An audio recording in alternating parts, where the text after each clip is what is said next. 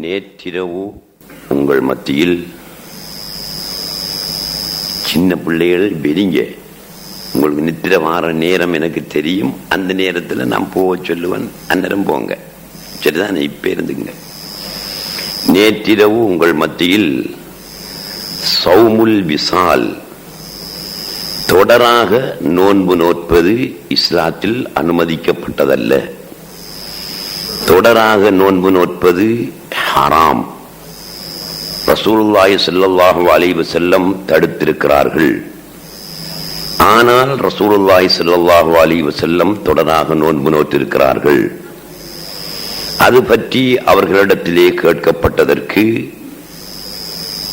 உங்களில் எவரும் என்னை போன்றவன் அல்ல என்று பதில் சொல்லி இருக்கிறார்கள்.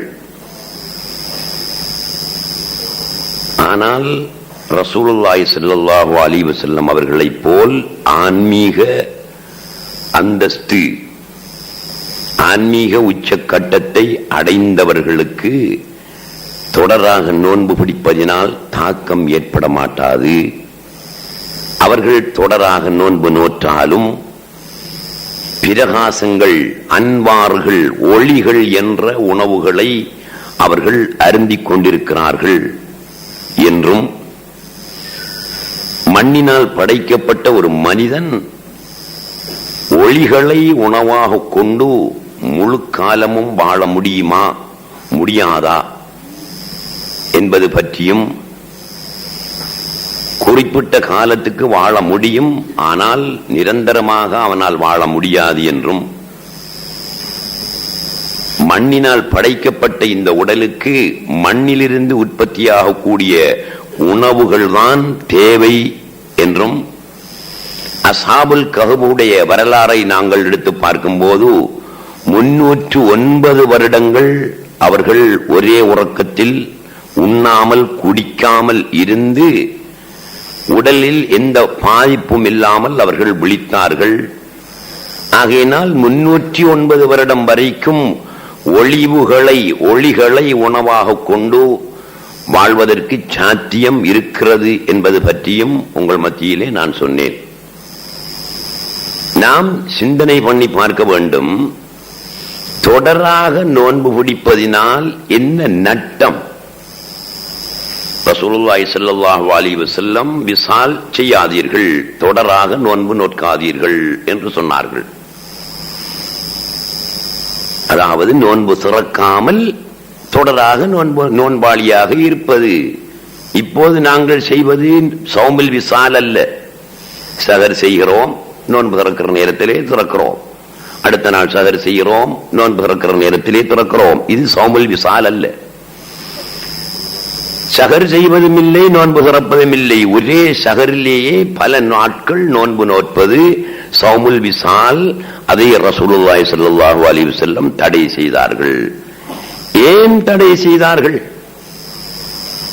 தடை செய்ததற்கான அடிப்படை காரணம் என்னவென்றால், உடல் ஆரோக்கியத்தை அடிப்படையாக கொண்டுதான் நபியுல்லாஹி ஸல்லல்லாஹு அலைஹி வஸல்லம் தடுத்திருக்கிறார்கள். உடல் பலவீனமாகி விடக்கூடாது, மனிதனை நோய் பிடித்து விடக்கூடாது, இவனாக நோயை வரவழைத்துக் கொள்ளக்கூடாது என்பதற்காக நபியுல்லாஹி ஸல்லல்லாஹு அலைஹி வஸல்லம் ஆரோக்கியத்தை கருத்திற்கொண்டு, சுகத்தை கருத்திற்கொண்டுதான் சௌமுல் விசாலை தடுத்தார்கள். அதுதான் அதில் உள்ள விசேஷமான அம்சம். இல்லாவிட்டால் நபியுல்லாஹி ஸல்லல்லாஹு அலைஹி வஸல்லம் அவர்களுக்கு என்ன நட்டம் வரப்போகிறது? உலகத்தில் உள்ளவர்கள் எல்லோரும் சௌமுல் விசால் செய்தாலும் அவர்களுக்கு என்ன நட்டம் வரப்போகிறது? என்ன நயம் வரப்போகிறது? ஒன்றுமே இல்லை. மனிதனுடைய ஆரோக்கியத்தை அடிப்படையாக கொண்டுதான் சொல்லி இருக்கிறார்கள். அதே நேரம் நல்ல ஆத்மீகம் உள்ள, நல்ல சக்தி உள்ள, பல நாட்கள் நோன்பு நோக்கக்கூடிய வல்லமை உள்ள ரசூலுல்லாஹி ஸல்லல்லாஹு அலைஹி வஸல்லம் அவருடைய அந்தஸ்தை போல அவர்கள் சௌமுல் விசால் செய்திருக்கிறார்கள், செய்யலாம் என்பதும் எமக்கு விளங்குகிறது. எனவே இஸ்லாம் ஆரோக்கியமான வாழ்வுக்கு, சுகமான வாழ்வுக்கு வழி செய்கிறது. எந்த அளவுக்கு வழி செய்கிறது? உடல் பாதிப்பு ஏற்படும் என்றிருந்தால் ஒரு வணக்கத்தையும் விடலாம் என்ற அளவுக்கு வழி செய்கிறது. தொடராக நோன்பு பிடித்தாலும் விட்டு விட்டு நோன்பு பிடித்தாலும் நோன்பு தானே பிடிக்கிறான், அமல் தானே செய்கிறான். அதையும் வேண்டாம் என்று இஸ்லாம் சொல்லுகிறது என்றால் ஆரோக்கியத்திற்காக, உடல் சுகத்துக்காக, நலத்துக்காக ஒரு சுன்னத்தான வணக்கத்தையும் விடலாம் என்ற கருத்தை நாங்கள் வழங்கிக் கொள்கிறோம். ஆகவே உடல் ஆரோக்கியத்தின் அடிப்படையில் தான் சௌமுல் விசால் தடுக்கப்பட்டிருக்கிறது. அதே போல உடல் ஆரோக்கியத்தோடு சம்பந்தப்பட்ட இன்னும் ஒரு ஹதீஸ் வருகிறது. நபியுல்லாஹி ஸல்லல்லாஹு அலைஹி வஸல்லம் அவர்களிடத்திலே அம்ர் இப்னுல் ஆஸ் ரலியல்லாஹு தஆலா அன்ஹு, அப்துல்லாஹ் இப்னு அம்ர் இப்னுல் ஆஸ் ரலியல்லாஹு தஆலா அன்ஹு அவர்கள் சஹாபி. ஒரு தடவை இந்த சஹாபியுடைய மனைவி இந்த சஹாபிக்கு தெரியாமல் ரசூலுல்லாஹ்விடத்திலே வந்து சொன்னார்கள், அல்லாஹ்வுடைய ரசூலே, என்னுடைய கணவன்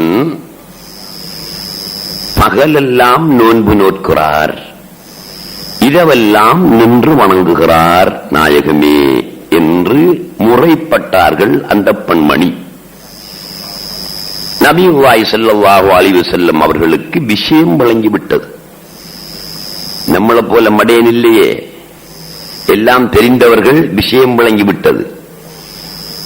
நம்மிடத்தில் யாருண்டான ஒரு பெண்மணி வந்து எங்க புருஷனாரு இரவைக்கெல்லாம் நின்று வணங்குறாரு, பகலைக்கெல்லாம் நோன்பு நோட்கிறாரு வேண்டி சொன்னா நாங்க என்ன சொல்லுவோம்? நல்லதுதானே, செஞ்சிட்டு போகட்டுமே, இரவையில் நின்று வணங்கட்டுமே, நல்ல காரியத்தை தானே புருஷனாரு செய்கிறாரு, பகலெல்லாம் நோன்பு நோட்கட்டுமே, புருஷனாரு நல்ல காரியத்தை தானே செய்கிறார் என்று சொல்லுவோம். ரசூலுல்லாஹி ஸல்லல்லாஹு அலைஹி வஸல்லம் இந்த பெண்மணியினுடைய கல்பில் உள்ள கருத்தை இவள் ஏன் சொல்கிறாள் என்றதற்கான அடிப்படையை புரிந்து கொண்டார்கள். என்ன அடிப்படை?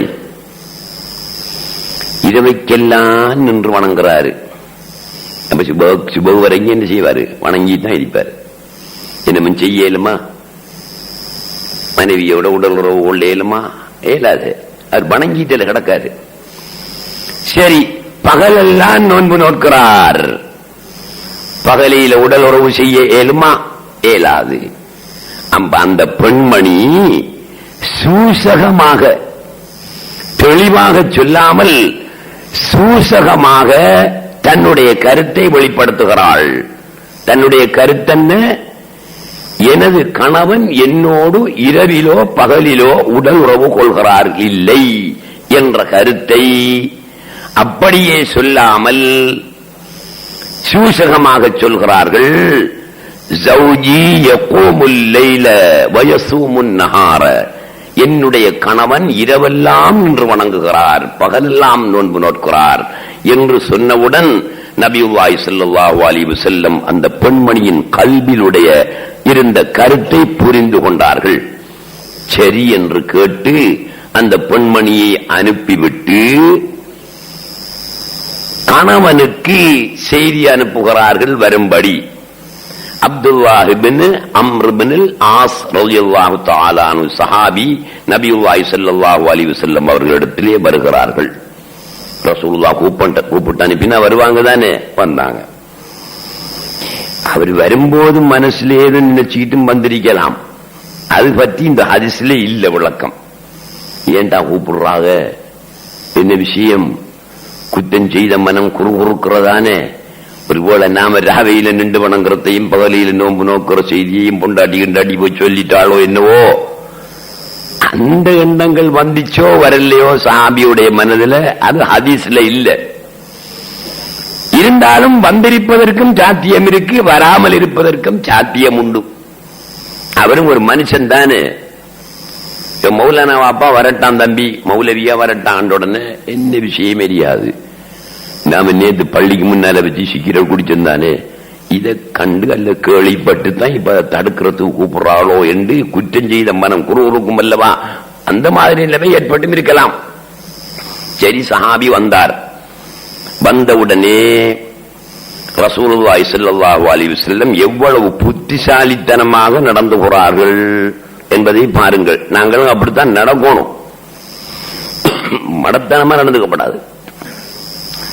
நாங்க என்ன சொல்லுவோம், நேற்றிரவு உங்களோட பொண்டாட்டி வந்தா நீங்க ராவையில நின்று வணங்குறீங்களாம், பகரியில நோம்பு பிடிக்கிறாங்கன்னு முறப்பட்டுக்கிட்டு போனா என்ன செய்தி, ஏன் அப்படி செய்யறீங்க? அவனுக்கு ஏசி கீசி போட்டு புத்துமதியை சொல்லி போட்டு அனுப்பின உடனே அவன் ஊட்ட போய் முதலாவது சாமஞ்சாக்கட்டையெல்லாம் உடைப்பான். ஏண்டி நீ மௌலவிக்கிட்ட போய் இந்த கதையை சொன்ன, என்னட்டு சொல்லிருக்கலாம் தானே, அது பேசாம இருந்திருக்கலாம் தானேன்னு உடைப்பான். அப்ப சஹாபிக்கும் அப்படி ஒரு மனநிலை வரலாம் தானே. சஹாபி ஒரு மனுஷன் இல்லவா, நம்மளை போல மனுஷன் தானே, அப்படி ஒரு மனநிலை வரலாம், வராமலும் இருக்கலாம். வந்தேன்னு நான் சொல்லல, ரெண்டுக்கும் சாத்தியம் இருக்கு. சரி, ரசூலுல்லாஹ் கூப்பிட்டு என்ன சொல்கிறார்கள், அந்த பாணியில சொல்லல, மடத்தனமான பாணியில சொல்லல. அலம் உஹ்பர், எப்படி வசனம், சுப்ஹானல்லாஹ், எப்படி காப்பாத்துறாங்க பொண்டாட்டியையும் புருஷனையும், எப்படி ஒரு சமாதானத்தை ஏற்படுத்துறாங்க, ஒரு குழப்பம் இல்லாத அமைப்புக்கு எப்படி அதை வழிவகுக்காங்க. அலம் உஹ்பர், நான் அறிவிக்கப்படவில்லையா, அன்னக தகூமுல் லைல வ தஸூமுன் நஹார, நீ இரவெல்லாம் நின்று வணங்குவதாகவும் பகலெல்லாம் நோன்பு நோட்பதாகவும் நான் அறிவிக்கப்பட்டிருக்கிறேன் என்றார்கள். என்றா எப்படி விளங்கலாம் வந்த சஹாபி? ஆரும் போய் ரசூலுல்லாஹ்விட்ட விஷயத்தை சொல்லியும் அவங்க விளங்கி இருக்கலாம். அறிவிக்கப்பட்டிருக்கிறேன் என்று சொல்கிறார்கள், வஹி மூலம் அறிவிக்கப்பட்டிருக்கவும் கூடுமே. அப்ப இங்க பொண்டாட்டிட்டு வந்துகிட்டு பிரச்சனை படுறதுக்கு இடமே கிடையாது. அப்படி சொல்லிட்டாங்க அந்த வசனத்துல. அலம் உஹ்பர், நான் அறிவிக்கப்படவில்லையா, அன்னக தகூமுல் லைல வ தஸூமுன் நஹார, நீ பகலில் நோன்பு நோட்பதாகவும் இரவில் நின்று வணங்குவதாகவும் அறிவிக்கப்படவில்லையா? நான் அறிவிக்கப்படுகிறேன், நீ அப்படி செய்யறியா என்று கேட்டார்கள். அதுக்கு அந்த மனுஷன் என்ன சொல்லி இருப்பாரு, நான் அப்படி எல்லாம் இல்லைன்னு நம்மளை போல எடுத்ததுக்கெல்லாம் போய் சொல்லி இருப்பாரு. இல்ல, போய் சொல்லல. ரசூலுல்லாஹ்வுடைய சமூகத்தில் என்ன சொன்னார், வகுல்து பலா யா ரசூலல்லாஹ், அல்லாஹ்வுடைய ரசூலே, ஆமா, இரவெல்லாம் நின்று வணங்குகிறேன், பகலெல்லாம் நோன்பு நோக்குகிறேன், இதுதான் நம்ம நிலைமை என்று சொன்னார். கால ஃபலா தஃஅல், நீங்க அவ்வாறு செய்யாதீர்கள். ரசூலுல்லாஹ் ஒரு வணக்கத்தை தடுக்காங்க, அங்க அதுதான் பாயிண்ட். அதைத்தான் நான் சொல்ல வருகிறேன். ஒரு வணக்கத்தை செய்ய வேண்டாம் என்று சொல்கிறார்கள். சௌமுல் விசாலை சொன்னானே, தொடராக நோன்பு பிடிப்பது கூடாது என்றார்களே, ஒரு வணக்கத்தை தானே கூடாது என்று சொல்கிறார்கள். அதே போல இந்த சஹாபியை பார்த்து ஃபலா தஃஅல், செய்யாதீர்கள், தொடராக இரவெல்லாம் நின்று வணங்காதீர்கள், பகலெல்லாம் நோன்பு நோக்காதீர்கள். அவரை சௌமுல் விசால் செய்யல, அதனால தடுத்தாங்க என்று கருத்து விளங்கிக்காதங்க. அவர் சகரு கிளம்பி சகரு செய்கிறது தான், நோன்பு திறக்கிறது நேரம் நோன்பு திறக்கிறது தான், தொடரான நோன்பு பிடிக்கல. அவரு சகரு செய்து நோன்பு திறந்துதான் நோன்பு பிடிச்சாரு. ஆனா பகல் நேரத்தில் நோன்பு அளிப்பார், இரவு நேரத்தில் நோன்பு இல்லை தானே, இரவு நேரத்தில் வணக்கத்தில் ஈடுபடுவார். அப்படி செய்யாதீர்கள். சும், நோன்பு பிடியுங்கள், அஃப்திர், நோன்பை விட்டு போட்டு இருங்கள். இது ரமதான் நோன்புக்கு இல்லை இந்த சட்டம். ரமதான் நோம்புல அஃப்திர் கதை வராது, விட்டு போட்டுறீங்க கதை வராது. ரமதான் நோம்புல 30 நாளும் பிடி, அது கட்டாயமான விஷயம். மற்ற நோம்பை பற்றி, சுண்ணத்தான நோம்பை பற்றி உள்ள கருத்து தான், கதை தான் இது. சும், நோம்பும் பிடி, அஃப்திர், நோன்பை விட்டுட்டும் இரு, வக்கும், இரவையில நின்றும் வணங்கு, நம், உறங்கிங்கொள். அப்ப என்ன செய், நோம்பு ஒரு நாளைக்கு பிடி, ஒரு நாளைக்கு விடு, இன்னொரு நாளைக்கு பிடி, இன்னொரு நாளைக்கு விடு, அல்லது 2 நாளைக்கு பிடி, 2 நாளைக்கு விடு, அல்லது 3 நாளைக்கு பிடி, 3 நாளைக்கு விடு. வனம், ஒரு ராவைக்கு நின்று வணங்கு, 2ஆம் இரவோ நல்லா போத்திக்கிட்டு படு, அல்ல 2 நாளைக்கு நின்று வணங்கு, மறு 2 நாளைக்கு போத்திக்கிட்டு படு. தொடராக நீ இரவில் நின்று வணங்கவும் கூடாது, தொடராக நீ நோன்பு நோற்கவும் கூடாது சொல்லிட்டாங்கல்லவா. சொல்லி போட்டு ஏன் சொன்னாங்க அது உங்களுக்கு விளங்கும் தான். ஏன் தொடராக இவன் நின்று வணங்கினான், சுபகு வரைக்கும் ஒவ்வொரு ராவும் நின்று வணங்கினா கண் முழிக்கிற நிலைமை வரும்.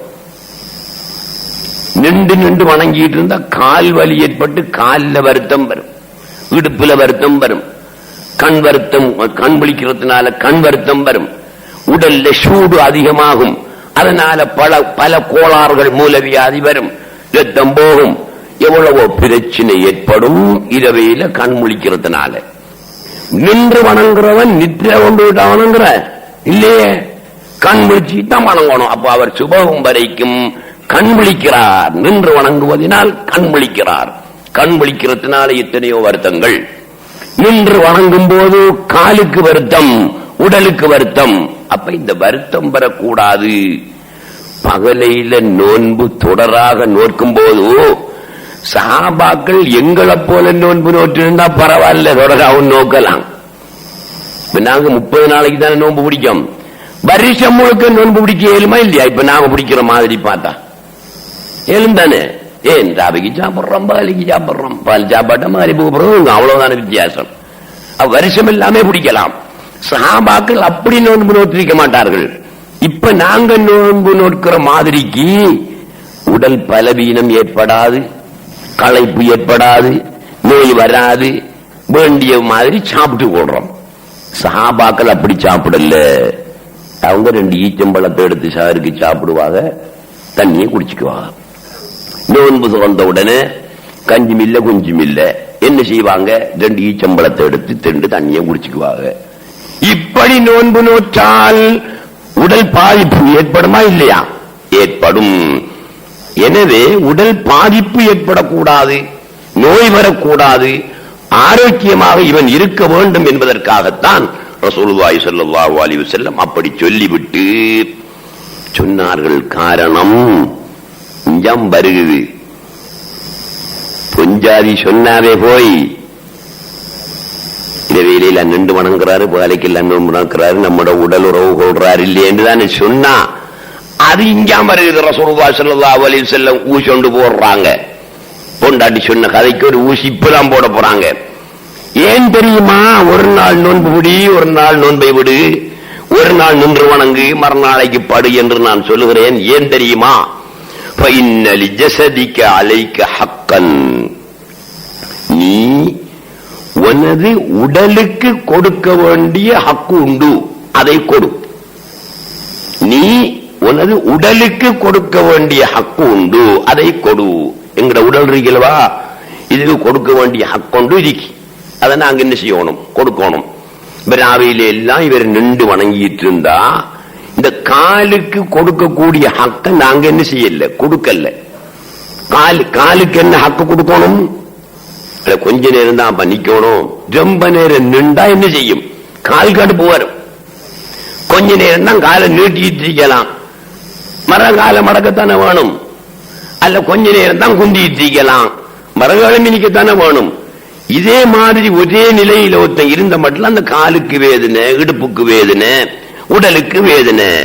அதனால சொல்கிறார்கள், நீ உன்னுடைய உடலுக்கு கொடுக்க வேண்டிய ஹக்கரிக்கு அந்த ஹக்க கொடு. அப்ப இரவெல்லாம் நின்று வணங்கினா உடலுக்கு கொடுக்கக்கூடிய ஹக்கை இவன் கொடுக்கானா? கொடுக்கல. பகல் எல்லாமே தொடராக நோன்பு நோற்று கொண்டு வந்தால் உடலுக்கு கொடுக்கக்கூடிய ஹக்க கொடுக்கானா? கொடுக்கல. எனவே நீ உன்னுடைய உடலுக்குரிய ஹக்கை கொடு, அது உனக்கு கடமை. இன்னொரு ரிவாயத்தில் இன்னலி ஐனைக்க அலைக்க ஹக்கன், நீ உன்னுடைய கண்ணுக்கு கொடுக்க வேண்டிய கடமை உண்டு, அதையும் கொடு என்றார்கள். கண்ணுக்கு கொடுக்க வேண்டிய கடமை என்ன? உறக்கம். உறக்கம் நாங்க எங்க கண்ணுக்கு கொடுக்கணும், அதுதான் கண்ணுக்கு கொடுக்க வேண்டிய கடமை. அந்த கடமையை கொடுக்காமல் இதெல்லாம் விழித்திருந்து அமல் செய்தானே ஆனால் கண்ணுக்கு கொடுக்கிற கடமையை அவன் கொடுக்காத குற்றவாளியாக ஆகிவிடுவான். ஆகவே கண்ணுக்கு கொடுக்கக்கூடிய கடமையையும் கொடுக்க வேண்டும். அதையும் சொல்றாங்க. இது ரெண்டிலையும் பொண்டாட்டி சொன்னதுக்குரிய ஒரு இன்ஜெக்ஷன் வருகுதா? வரல. உடலுக்கு கொஞ்சம் லேசா வருகுது, சூசகமா வருகுது, இன்னும் சரியா வரல. உன்னுடைய உடலுக்குரிய கடமையை உடலுக்கு கொடு, லேசா எழுதிக்கி. உண்ட கண்ணுக்கு கொடுக்க வேண்டிய கடமையே கண்ணுக்கு கொடு, அதுலயும் லேசா அந்த சூசகமா பதிலிருக்கி. இருந்தாலும் தெளிவாக சொல்லத்தானே வேணும். ரசூலுல்லாஹி ஸல்லல்லாஹு அலைஹி வஸல்லம் சொல்கிறார்கள், வ இன்ன லிஸௌஜிக அலைக ஹக்கன், நீ உன்னுடைய மனைவிக்கு கொடுக்க வேண்டிய கடமை இருக்கி, அதையும் அவளுக்கு கொடு. என்ன கடமை? சோறு தீச்சி விடுறதா, தண்ணி வரிக்கி விடுறதா மனைவிக்கு கொடுக்க வேண்டிய கடமை இல்ல. அவளுக்கு பசி ஏற்படுகின்ற நேரத்தில் அவளுடைய பசியை தீர்த்து வை, அவளோடு உடல் உறவு கொள்ளு. இதுதான் நீ அவளுக்கு கொடுக்க வேண்டிய கடமை. அந்த கடமையை நீ கொடுக்காவிட்டால் நீ குற்றவாளி. கிழவன் கிழவிட கதையை விடுங்க. உங்களை போல கிழவன் கிளவிக்கு இந்த சப்ஜெக்டே தேவையில்லை, விட்டுருங்க. அதை என்ன போல ஆகளுங்க அவ்வளவு தேவையில்லை. உங்களை போல எத்தனையோ குமரன்களும் குமரிகளும் இருக்கிறீங்களே, உங்களுக்கு இந்த சப்ஜெக்ட் அவசியம்தான். ஆகவே ஒரு கணவன் மனைவிக்கு கொடுக்க வேண்டிய ஹக்கு என்ன? அவளுடன் உடல் உறவு கொண்டு அவளுடைய காம பசியை தீர்த்து வைப்பது ஒரு கணவன் மனைவிக்கு கொடுக்க வேண்டிய ஹக்கு. நீங்க என்ன நினைச்சுக்காங்க, சும்மா என்ன அனாச்சாரமான வேலையாக்கும் என்று? அப்படி இல்லை. ஹக்கு இஸ்லாம் சொல்லுகிறது கடமை என்று. அந்த கடமையை கொடு. அப்ப வெளிநாட்டுக்கு போறான் இவன், பொண்டாட்டி எஞ்ச வச்சு போட்டு வெளிநாட்டுக்கு போறான் அல்லவா, போய் பரிச கணக்கில் இருக்கான். பொண்டாட்டி ஹக்க கடமை என்ன தபாலி அனுப்பி வைப்பார் அவரு. அப்ப அப்படி செய்யலாது. உமர் ரலியல்லாஹு தஆலா அன்ஹு அவங்களுடைய காலத்துல உமர் ரலியல்லாஹு தஆலா அன்ஹு அவர்கள் அரசன், கலீஃபா. கலீஃபாவாக இருந்தாலும் எல்லா கலீஃபாக்களை போலும் இல்ல. அவங்க வீட்டுல படுக்கிற ஆள் இல்ல. இரவையில எல்லாரும் படுத்ததுக்கு பிறகு குதிரையோ ஒட்டகமோ அவங்களோட வாகனம் ஒன்று எடுத்துக்கிட்டு அந்த வாகனத்துல அவங்க அந்த ஆட்சிக்கு உட்பட்ட அந்த ஏரியா இருக்கின்றானே அந்த எல்லை, அந்த எல்லையில இரவையில அப்படி சுத்தி வருவாங்க. அரசன் மாதிரி வர மாட்டாங்க. சாமானிய மனிதனுடைய வேஷம் போட்டு, சாமானிய ஒரு மனிதனுடைய வேடம் போட்டு பாதைகள் எல்லாம் சுத்தி வருவாங்க. எதுக்கு? ஊர்ல என்ன நடக்குது, என்ன அனாச்சாரம் நடக்குது, எங்க என்ன விஷயம் நடக்குதுங்கிறத தாங்களே அரசரே நேரில் பார்த்து மறுநாள் காலையில அரச சபையிலே வந்திருப்பார்கள். இந்த வீட்டுல இன்னும் நடந்த யாரும் கேட்கலா, என்ன ஆறு சாட்சி கேட்கலா, ஆறு சாட்சி, அவதான் சாட்சி. இன்னிடத்துல இப்படி ஒரு ஆபாசம் நடந்தது, என்ன சாட்சி என்று யாரும் கேட்கல, அவங்களே பார்த்தது, அவங்கதான் சாட்சி. இதற்காக இப்படி அவங்க சுத்தி வார வழக்கம். ஒரு நாள் வருகிறார்களாம், ஒரு வீட்டிலிருந்து ஒரு பெண்ணுடைய குரல் கேட்கிறது. எப்படி? அந்த பைட் எனக்கு தெரியா, ஞாபகம் இல்லை, அந்த கருத்தை சொல்றோம். ஒரு பெண் படிக்காள், முஞ்சில் ஆடி ஆடி பறக்க தட்டி ஆடி ஆடி படிக்காள். என்ன படிக்காள்? ஒலவுலா மகாபத்து ரப்பி. புருஷனுங்க, புருஷனு கலீஃபா உமர் ரலியல்லாஹு தஆலா அன்ஹு அவங்க தான் இஸ்லாமிய யுத்தத்துக்காக அனுப்பி வச்சிருக்காங்க. போய் எத்தனை மாசம் ஆச்சு? 3 மாசம் ஆச்சு அல்லது 4 மாசம் ஆச்சு. அவர் வரல, அவர் யுத்தத்துக்கு போயிருக்காரு. இவளுக்கு சரியான பசி. இவளுடைய ஹக்க அவர் என்ன செய்யல, 4 மாசமா கொடுக்கவில்லை. அதனால இவளுக்கு தாங்க முடியாத ஒரு காம உணர்வு, ஒரு ஆசை, ஒரு பசி ஏற்பட்டு நள்ளிரவில அந்த நடுநிசியில உஞ்சில் ஆடி ஆடி அவள் படிக்கிறாள். இறைவனுடைய அச்சம் என்னுடைய உள்ளத்தில் இல்லை என்றால் நான் இந்த கதவை உடைத்துக் கொண்டு வெளியே சென்று எவருடனாவது விபச்சாரத்தில் நான் ஈடுபடுவேன் என்று படிக்கிறாள். என்ன உமர் ரலியல்லாஹு தஆலான்னு பார்த்தாங்க, இந்த வீட்டிலிருந்து ஒரு பெண்ணுடைய குரல் இப்படி வருது, என்ன விஷயம் அப்படி என்று அது யாருடைய வீடு அவர்களுக்கு தெரியாது.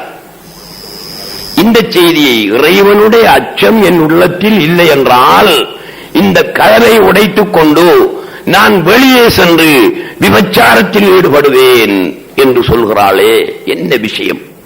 அடுத்த நாள் காலையில் அரச சபையில் இருந்து கொண்டு செய்தி அனுப்புகிறார்கள். இன்ன வீட்டில் இருக்கின்ற பெண்மணியை வரும்படி சொல்லுவார்கள்.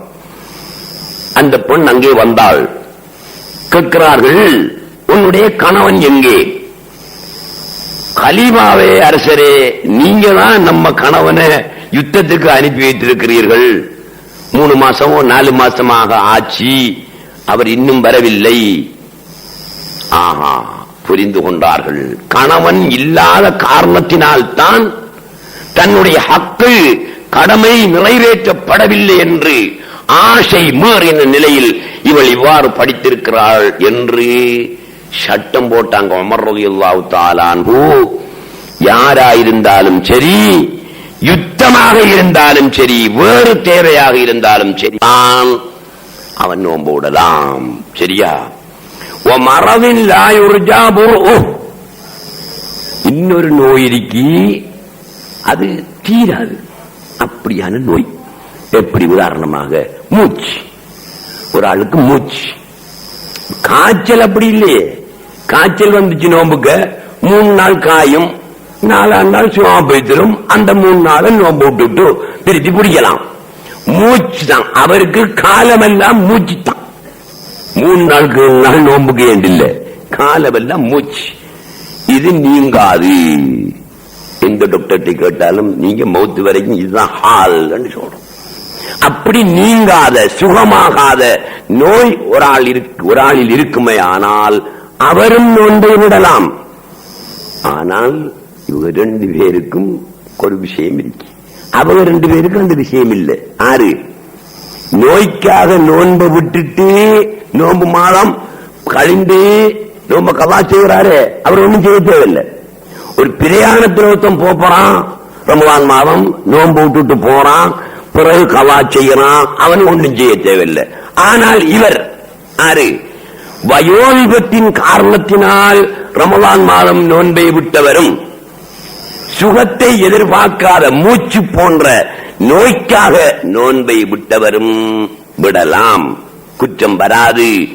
ஆனால் நோன்பு மாதத்தின் ஒவ்வொரு நாளுக்கும் 2 கொத்து வீதம் அவர் அரிசி கொடுக்கணும். 2 பேரும் நல்லா வழங்கிக்கொள்ளணும். அப்படியா நாட்கள் உங்களில் இருந்தா நீங்க செய்யத்தான் போகணும். வயோதிபத்தினால் நோன்பை விடலாம், அல்லது சுகத்தை எதிர்பார்க்காத நோய்க்காக நோன்பை விட்டால் அவன் என்ன செய்யணும்? நோன்பு முடிஞ்சதுக்கு பிறகு கலா செய்யணுமா? தேவையில்லை. அவர் தான் வயோதிபத்துக்காக வேண்டி தானே நோன்பு விடுறாரு. நோன்பு மாதம் முடிஞ்ச உடனே வயோதிபம் போய் வாலிபமா வரப்போகுதோ இல்லையே, ஆகவே விட்டதுதான். காய்ச்சல் அப்படி இல்லையே. காய்ச்சல் வந்துச்சு நோம்புக்கு 3 நாள் காயும், 4ஆம் நாள் சுவாபத்திலும், அந்த 3 நாள் நோம்பு விட்டுட்டு திருப்பி பிடிக்கலாம். மூச்சு தான் அவருக்கு. காலமெல்லாம் மூச்சு தான். 3 நாளுக்கு நாள் நோம்புக்கு ஏண்டில்லை, காலமெல்லாம் மூச்சு. இது நீங்காது. எந்த டாக்டர்கிட்ட கேட்டாலும் நீங்க மௌத்து வரைக்கும் இதுதான் ஹால் சொல்றோம். அப்படி நீங்காத சுகமாகாத நோய் ஒரு ஆளில் இருக்குமே ஆனால் அவரும் நோன்பை விடலாம். ஆனால் இவங்க 2 பேருக்கும் ஒரு விஷயம் இருக்கு. அவங்க 2 பேருக்கும் அந்த விஷயம் இல்லை. ஆறு நோய்க்காக நோன்பை விட்டுட்டு நோன்பு மாதம் கழிந்து நோன்பை கவா செய்கிறாரு, அவர் ஒன்றும் செய்ய தேவையில்லை. ஒரு பிரயாணத்தில் ஒருத்தம் போறான், ரமலான் மாதம் நோன்பு விட்டுட்டு போறான், பிறகு கவா செய்யறான், அவன் ஒன்றும் செய்ய தேவையில்லை. ஆனால் இவர் ஆறு வயோதிபத்தின் காரணத்தினால் ரமலான் மாதம் நோன்பை விட்டவரும், சுகத்தை எதிர்பார்க்காத மூச்சு போன்ற நோய்க்காக நோன்பை விட்டவரும் விடலாம், குற்றம் வராது. ஆனால் நோன்பு மாதத்தின் ஒவ்வொரு நாளுக்கும் 2 கொத்து வீதம் அவர் அரிசி கொடுக்கும். 2 பேரும் நல்லா வழங்கிக்கொள்ளலாம். அப்படியா நாட்கள் உங்கள இருந்தா நீங்க செய்யத்தான் போகணும். வயோதிபத்தினால் நோன்பை விடலாம், அல்லது சுகத்தை எதிர்பார்க்காத நோய்க்காக நோன்பை விட்டால் அவன் என்ன செய்யணும்? நோன்பு முடிஞ்சதுக்கு பிறகு கலா செய்யணுமா? தேவையில்லையே. அவர் தான் வயோதிபத்துக்காக வந்து தன்னை நோன்பு விடுறாரு. அவர் நோன்பு மாதம் முடிஞ்ச உடனே வயோதிபம் போய் வாலிபமா வரப்போகுதோ இல்லையே, ஆகவே விட்டதுதான், அவர் பிடிக்க தேவையில்லை.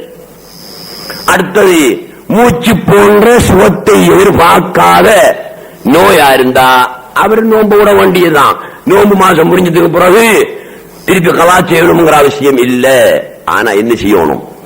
ரமலான் மாத ஒவ்வொரு நாளுக்கும் 2 கொத்து வீதம் அரிசம் கொடுத்துடணும் ஏழைகளுக்கு. இந்த வேலையை செய்யணும். அடுத்தது இதுவும் ஒரு விஷயம். நோன்ப பிரியாணி விடலாம், நோயாளி விடலாம். அவர் 2 பேரும் ஒண்ணும் செய்ய தேவையில்லை, கவா மட்டும் செய்யணும். அடுத்தது வயோதிபம் கிழவன், வயோதிபம் உள்ளவன் நோன்பை விடலாம். ஆனா கவா செய்ய தேவையில்லை. அவன் நோன்பினுடைய ஒவ்வொரு நாளைக்கும் 2 கொத்து வீதம் கொடுக்கணும். அதே விதமாக சுகத்தை எதிர்பார்க்காத நோய்க்காக இந்த நோன்பு விட்டவன் திருப்பி கவா செய்ய தேவையில்லை, அவன் 2 கொத்து வீதம் கொடுக்கணும். ஒருத்தனுக்கு ஆபரேஷன், தம்பி ஒருவனுக்கு ஆபரேஷன். அந்த ஆபரேஷன் பண்ணினதுக்கு பிறகு அவன் நிலைமை எப்படி என்றா டாக்டர் சொல்லி போட்டான், அடிக்கடி நீ என்ன செய்யணும்? தண்ணி குடிச்சுக்கணும். அடிக்கடி என்ன கொஞ்சம் கொஞ்சம் திண்டுக்கணும். இல்லாட்டி உண்ட குடல் என்ன செஞ்சிடும்? ஒன்றோட ஒன்று பின்னி சுத்தி வைத்திரும், ஆபத்தனுக்கு சொன்னாங்க.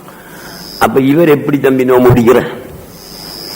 மரபும் லாயுர்ஜா புர்உ, அது சுகமாகுவதை எதிர்பார்க்காத நோய். ஆபரேஷன் பண்ணி போட்டு டாக்டர் சொல்லித்தான் உண்ட மௌத்து வரைக்கும் இதுதான் ஆள். நீ என்ன செய்யலாது? உற்றுமணத்தியாலத்துக்கு ஒரு சரம் தண்ணியோ தண்ணியோ குடிச்சுக்க, என்ன நான் உண்ட துண்டுக்க. இல்லாட்டி உண்ட குடல் காஞ்சி ஒரு குடல் மத்த குடலோட சுத்தி பின்னி பிணைந்து முருகி ஆபத்தை ஏற்படுத்தும் என்று சொன்னா இவன் நம்ம பிடிக்கலாமா? பிடிக்க தேவையில்லை. கவா செய்யணுமா? கவா செய்ய தேவையில்லை. ஆனால் நோன்பு மாத ஒவ்வொரு நாளுக்கும் 2 கொத்து வீதம் கொடுக்க வேணும். இது ஒரு சட்டம். இன்னும் ஒரு சட்டம், வயுபாஹுல் ஃபித்ரு லில் ஹாமிலி வல் முர்இ வலாக்கின் யஜிபு அலைஹிமல் கவாஉ வல் முத்து. யஜிபு அலைஹிமல் கவா. கர்ப்பிணி இருக்காள். கர்ப்பிணி என்றாரு ஆறா? கர்ப்பிணி என்றாரு சொல்றா பாபம். ஸ்கூல்ல படிக்கிறானே நீ? எத்தனை படிக்கா?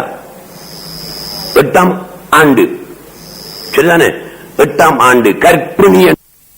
நீயம் உள்ள தாஜ்வெல்லாம் இருக்கா உன்னை பார்க்கக்குள்ள? மைதி என்ன இப்படி தள்ளிட்டு இருக்காம? கர்ப்பிணி என்ன புள்ள தாட்சி, கர்ப்பமானவள், பௌத்தில புள்ள 6 மாசம் அல்லது 7 மாசம் அல்லது 5 மாசம் அல்லது 4 மாசம் புள்ள. பைபிள் நோன்பு பிடிக்கிறதுல ஒரு பிரச்சனை இருக்கலவா? என்ன பிரச்சனை உண்டோ? அவள் மாப்பாள் நாம புள்ள தாச்சி, வயிற்றுல புள்ள இருக்கி, கற்பனையா இருக்கிறோம், நோம்ப பிடிச்சா நமக்கு நோம்பு வந்துடும் என்ன வருத்தவாதைகள் அல்ல. நோம்பு பிடிக்கிறதுனால புள்ளைக்கு ஏதும் வயிற்றுல இருக்கிற குழந்தைக்கு ஏதும் வருத்தவாதைகள் வந்துடுமோ என்று பயப்படுற ஒரு மனநிலை ஒரு கற்பிணிக்கு வருமா வராதா? நிச்சயமா வரும். கற்பிணிக்கு 2ல ஒரு அடிப்படையில் அந்த பயம் கொண்டு வரும். ஒன்று, நோன்பு பிடிப்பதினால் தனது உடலுக்கு ஏதாவது ஆபத்து ஏற்படும் என்று பயம் வரும்.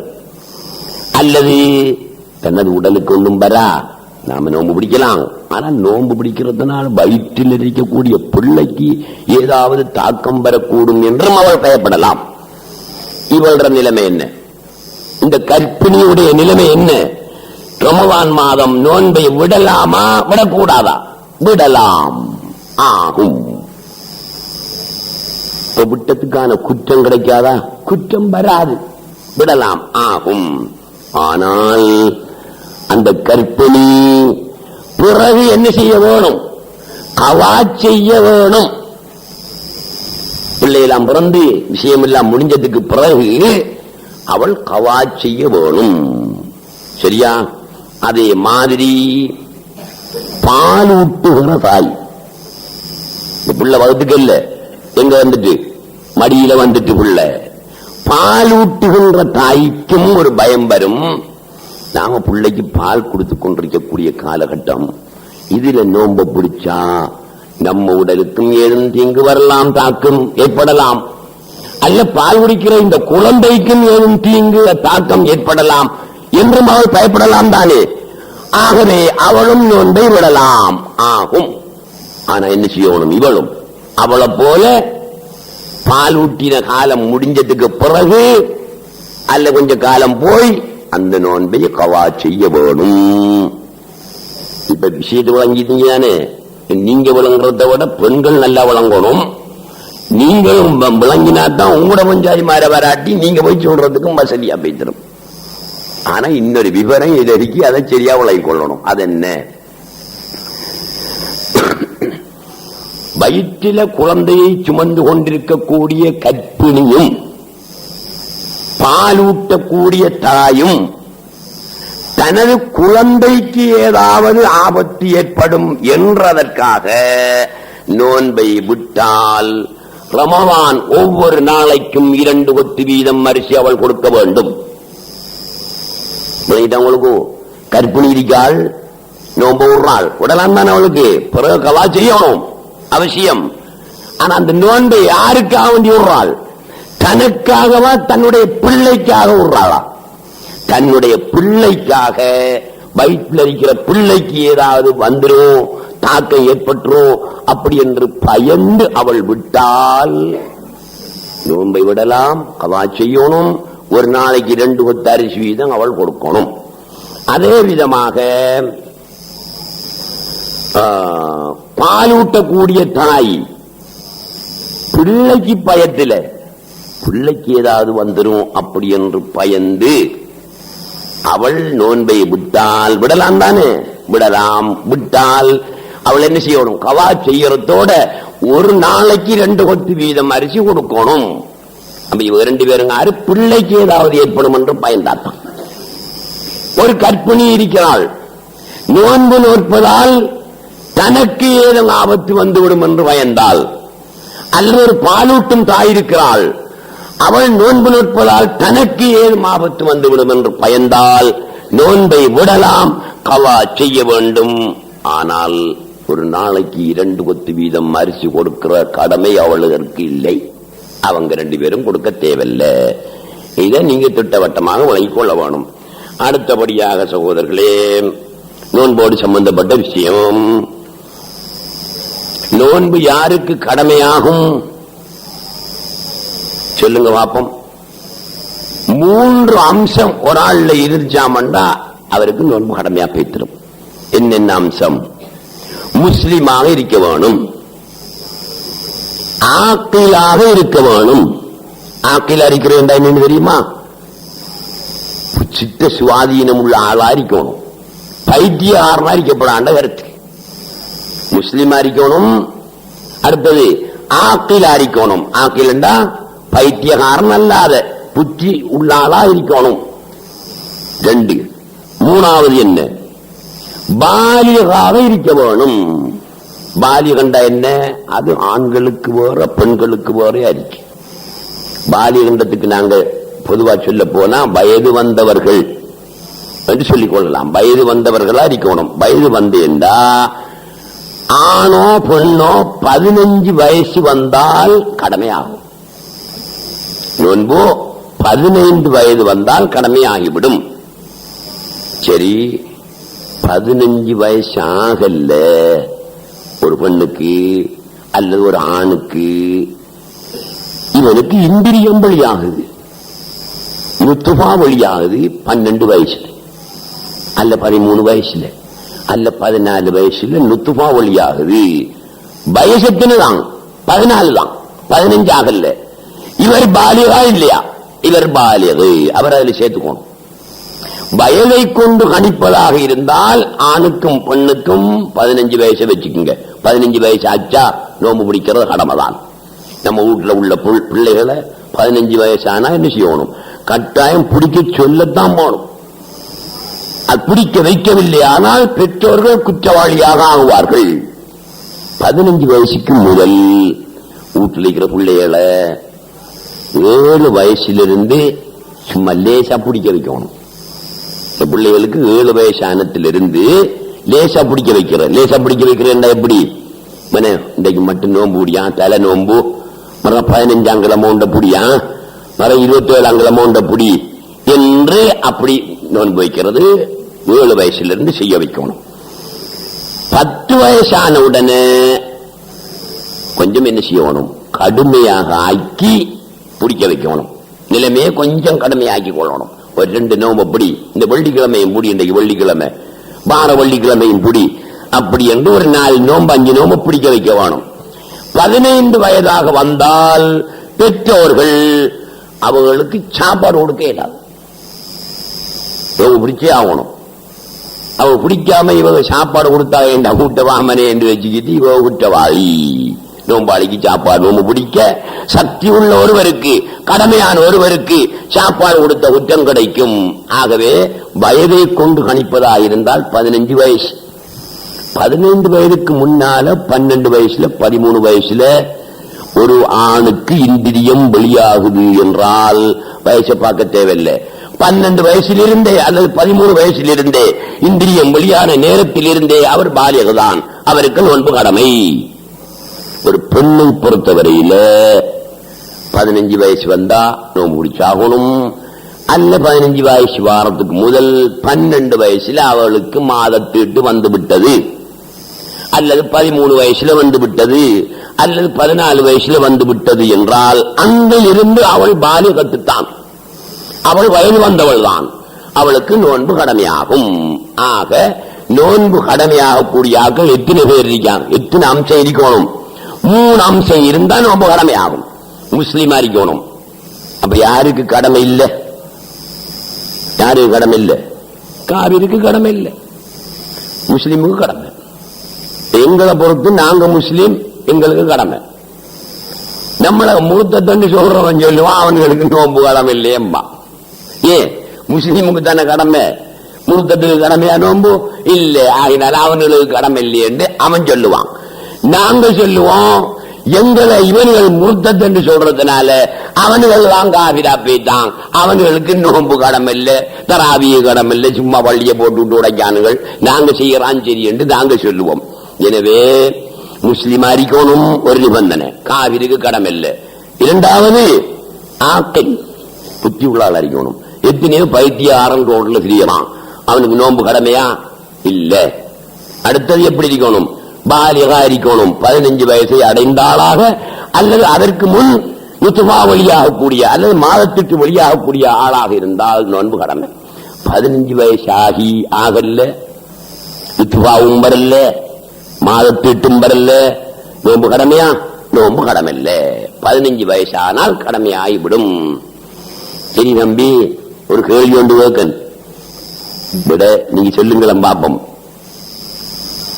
நம்ம உள்ள யாரும் இல்லை. இப்ப 15 வயசுல வந்தாலும் சரிதான், 25 வயசுல ஒருத்தன் நோம்பு பிடிக்காம வந்தாலும் சரிதான், அவனை பிடிச்சி போலீஸ் ஸ்டேஷனுக்கு கொண்டு போற. இதோட 60 போறான் தம்பி, நோம்புக்குள்ள 25 வயசுல உள்ளவன் பொடியை குடிக்கிட்டு போறான், 5 கிரட்டை குடிக்கிட்டு போறான், அல்ல கடைக்குள்ள சேத்தண்ணி குடிக்கிட்டு இருக்கான். அவனை பிடிச்சி போலீஸ்ல கொடுத்து கூட்டுல அடைக்கலுமா? ஏலாது, இந்த செய்யலா. சவுதியில என்ன செய்வான்? சவுதி அரேபியாவில் பிடிப்பான். நோம்பு நாளையில யாராவது நோம்ப சிகரெட் பத்திட்டு போனாலோ அல்லது குடித்தாலோ சாப்பிட்டாலோ போலீஸ் கண்டா பிடிப்பான். பிடிச்சு கொண்டு போய் என்ன செய்வான்? ஸ்டேஷன்ல விட்டுருவான். அமர விளக்கம் எடுத்து அடிக்கிறேன் அடிச்சு ஏசுறேன்டா ஏசி அனுப்பிடுவான். சரி, ஒத்தனை பிடிச்சான் சவுதி அரேபியாவில், ஒத்தனை பிடிச்சிக்கிட்டான். அவன் சிகரெட் அடிச்சுக்கிட்டு போனான் நோம்பு நாளையில, போலீஸ் பிடிச்சிக்கிட்டான். ஏய் நோம்பு இல்லையா நீ? நான் நோம்பு இல்லை. ஏன் நோம்பு இல்லை? எனக்கு 13 வயசு தான். போலீஸ்காரன் பார்க்க 28 வயசு போல இருக்காள், 13 வயசு. ஐடி கார்டு காட்டுறதுக்கு அங்க ஐடி கார்டுலாம் இல்லையே, ஐடி கார்டெல்லாம் இல்ல. அப்ப இவரு 13 வயசாக இருந்தா போலீஸ்காரன் என்ன செய்ய மாட்டான், புடிச்சு ஸ்டேஷனுக்கு கொடுக்க மாட்டான். ஏன் அவனுக்கு கடமை இல்லை நோம்பு. 15 வயசானா தான் நோன்பு கடமை. இவன் நினைச்சா இவனுக்கு 28 வயசுக்கு இவன் சும்மா சொல்றான் 15 13. அப்ப போலீஸ் ஸ்டேஷனுக்கு பிடிச்சு கொண்டே கொடுக்கான். இவன் 13 வயசு என்று சொல்றான். பாருங்க ஆளை என்று போலீஸ் பெரியவன் கிரியவன் இருந்தவன் எல்லாம் பார்த்தா இவருக்கு 28 வயசு தான் இருக்கும் ஆளுக்கு. ஏய் ஏன் நோம்பு முடிக்கல, நோம்பு கடமை இல்லை எனக்கு, 13 வயசு தானே, 15 வயசுல தானே கடமை என்று சொன்னானண்டா. ஐடென்டி காட்டும் இல்லையாமண்டா. எப்படி ஐடென்டி பண்ற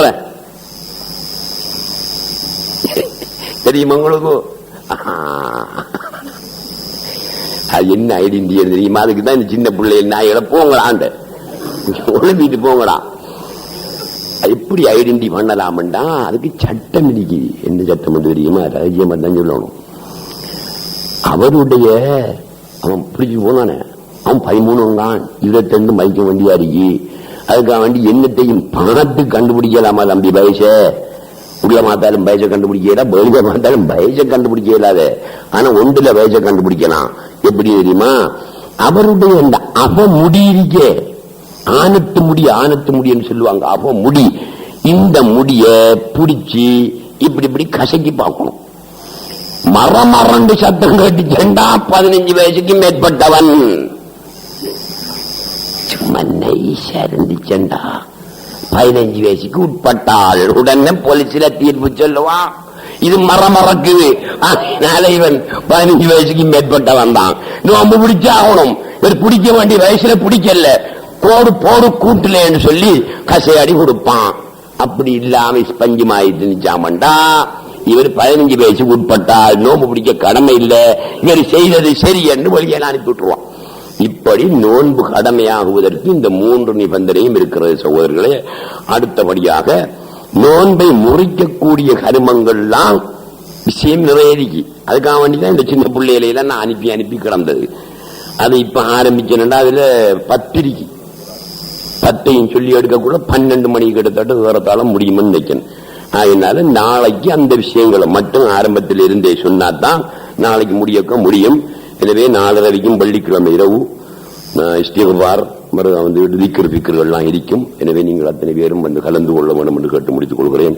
அஸ்ஸலாமு அலைக்கும் வரஹ்மத்துல்லாஹி வபரகாத்துஹு.